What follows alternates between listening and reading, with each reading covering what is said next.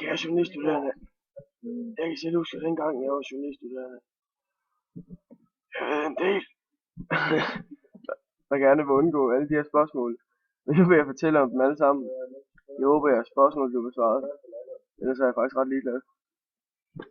Jeg er sikker på, hvis man giver cykelryttere lov til at tage doping, så vil sporten igen blive lige for alle. Cykelsporten bliver aldrig ren igen. Derfor skal doping gøres lovligt, så alle kan tage det. Basta. Bjarne Riis er egentlig personen, der satte gang i dopingskandalerne.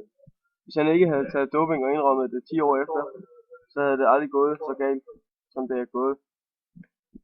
Jeg er sikker på, at hvis man gjorde alt doping lovligt igen og gjorde det lige for alle, så ville det gavne cykelsporten og gøre den mere underholdende.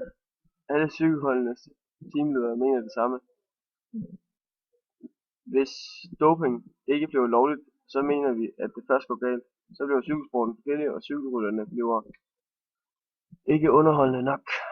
Det ender med, at alle sportsgrene skal være lige så naturlige, og til sidst gider ingen til sport længere. Ingen tilskuer mindre penge, og mindre penge er lige med, at det bliver for kedeligt til sport, fordi der er mindre penge til at betale sportsudøverne, og til sidst gider de ikke. Mennesket vil snart blive så vant til stoffer med sin hjælpemidler og ting, som alle mennesker vil sagtens kunne tage doping. Den menneskelige krop er klar til at tillade, at vi gør doping lovligt. Nej, jeg stopper.